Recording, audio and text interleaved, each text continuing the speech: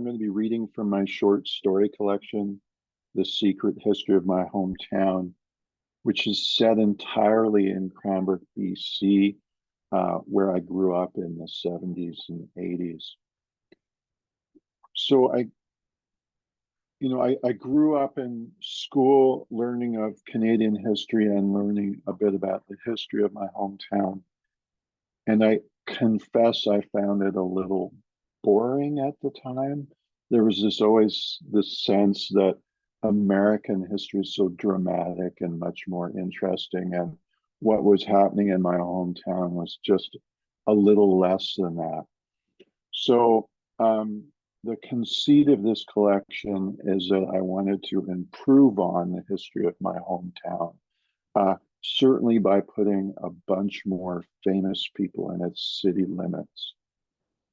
So the book is comprised of 6 long-form interlinked what-if stories that cover the period from the birth of my hometown in the late 19th century to its purported end in the 1980s during the Cold War.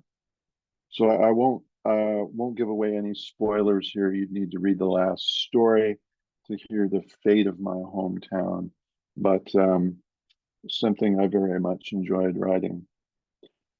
So the idea for the collection really grew from a trip I took about 10 years ago to Mexico City. So I was visiting a little borough of Mexico City called Coyoacan.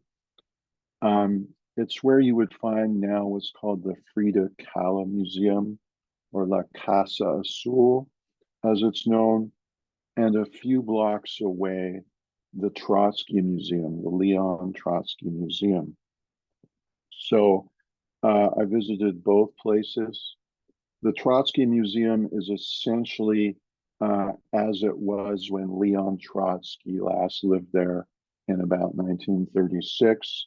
He was, of course, fleeing from the pursuit of the Soviets. The house, high walls. You'll see the bullet marks peppering the walls where there was an assassination attempt on him, and so on. And I thought, well, wouldn't it be funny if Leon Trotsky didn't flee to Mexico City in 1936, but fled to my hometown? So that was really the germ of the collection. That story is called Letters to Trotsky. It's the 3rd in the collection, and the whole collection grew around it. As you might guess, when I'm talking of historical what-ifs, I'm very interested in what's called counterfactual history. So that's not only a way of, I hope, creating some exciting fiction, but as a way of exploring history and pushing back a little at the sense that our views of history are often mediated by others. So think of your teachers and professors, think of historians and biographers, think of our politicians. Now, that's not always a bad thing, obviously, because it's one way we learn history, or many ways that we learn history. But to an extent, my collection is designed to highlight that dynamic, that too often we can be uncritical recipients of the histories told to us. So what's ironic about me writing a fictional history of my hometown, thinking that it was dull, thinking that the history of my hometown was dull, is I discovered the exact opposite in researching this collection. That actually my hometown was quite a fascinating place from its birth in the 19th century to this very day. So I was pleased to research all that and learn a little more. So today I'm going to be reading from one of the stories. It's the 2nd story in the collection. It's called Hemingway and the Elephants. And what I learned in my research was that in 1926, in my hometown, the Sells Floto Circus came to town. to, of course, perform for the residents at the time. And they promptly lost their 6 circus elephants into the surrounding area. And this became at the time what was known as the Great Elephant Hunt. And it's memorialized today. If you go into some of the restaurants, you will see photos and so on from the day of the elephant hunt. And if you look out downtown, you will now see there's a commemorative statue of one of the elephants. The elephant's name was Charlie Ed. He was recovered eventually, and it's now part of the lore of my hometown. So, very interestingly, I thought, well, what if Ernest Hemingway came to my hometown in August 1926 to help find those elephants? When I was researching Hemingway's life, there was a little period where he was between wife number 1 and wife number 2, where conceivably he could have come and helped out. So I'm going to be reading from that story now, from the beginning of that story right now. And before I do, I'm going to have a little sip of water.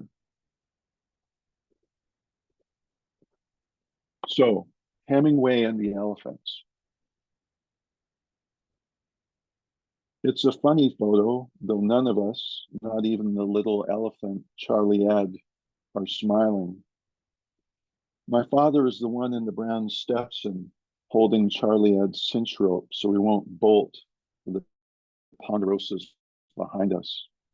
Beside my father is Zachary Joels, his rival in the small world of tracking big game.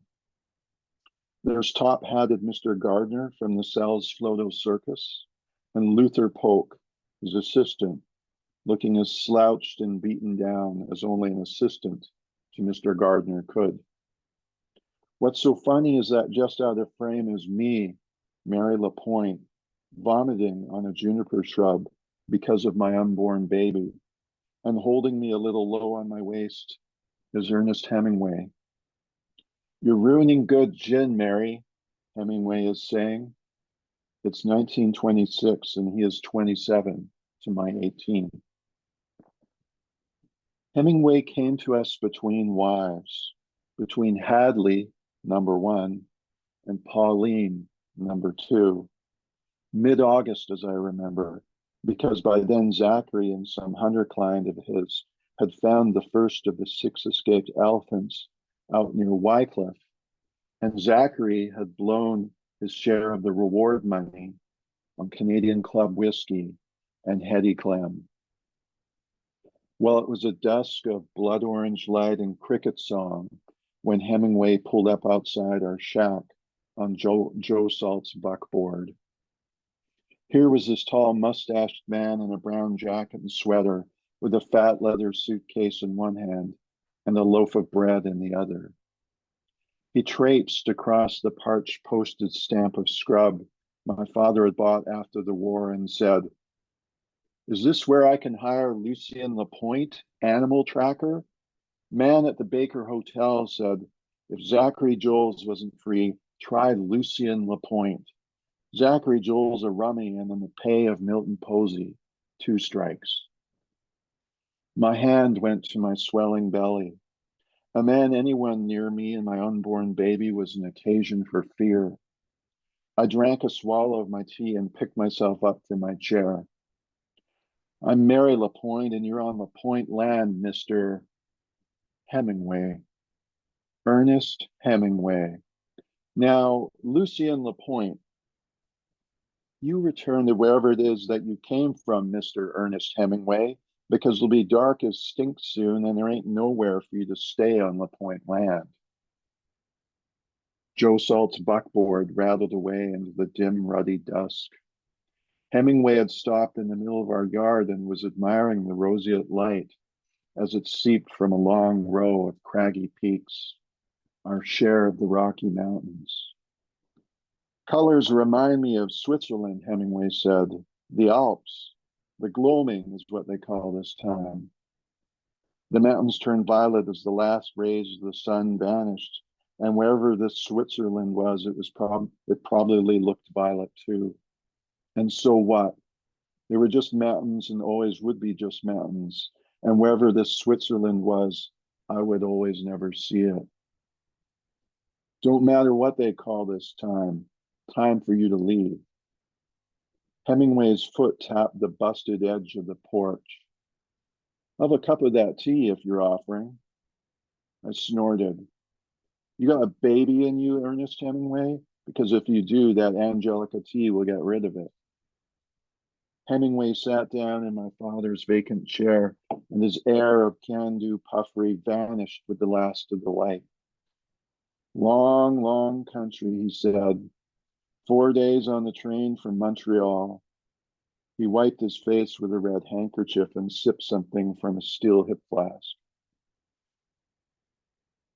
So I'm going to go get my father's rifle, I said, and then I'm going to ask you to leave again and probably have to shoot you. He held out a little photograph. This is my Bumby. Couldn't imagine getting rid of him. I would have stopped Hadley if she tried it. I'd be wrong anyway. A sin, a deadly. Keep your baby, Mary. I went inside our shack and took down my father's Lee Enfield from the wall, the same rifle he'd sniped Germans with in the war. I couldn't find the magazine, so I stuffed the cartridge straight into the chamber and went outside to shoot Hemingway in his face. He lit our oil lamp and was writing something with a pencil stub in one of his notebooks. I raised the rifle. I thought I should say something, but what was there to say to this bullying jackass seated on our porch in my father's chair, sniffing at my Angelica tea? I can pay, not a lot, but some, he said, more than you probably have. I just need to find those elephants before goddamn Milton Posey does. What is it with the male race, I said. I lined up the iron sights with his head. I want a mountain lion or a bull moose or now one of them elephants. And I want a woman for the cold nights. The last man who sat where you did made it so I have to drink that tea until I bleed again. Told my father to fetch him a grizzly. Said he loved me. He got his grizzly up there on the foot of Mount Fisher, and then he up and leaves for Wenatchee without so much as saying goodbye. Hemingway took a sip of my cooling tea. I am a big baby. At least that's what Hadley says. But I'm tired as hell and this seat is too damn pleasant. Hadley, your wife? He looked out past my rifle barrel at the first star of the evening and said nothing. Adultery, I suppose. Seems about right from the looks of you. His mustache vanished beneath his lower lip. She got a name, I asked. Who? That other woman you left Hadley for. Hemingway leaned forward so the barrel of my rifle sat in the center of his forehead. You going to shoot that Enfield or show me where I can sleep? My father came home at dawn on Jig or Dun Mare. He'd been guiding out Bull River way for bow hunters after elk. But once word got out about the escaped elephants and the $75 reward for each one, all the hunters went southwest to Wycliffe, where Zachary Joles and this Milton Posey had caught the first elephant. My father said he'd never seen an elephant.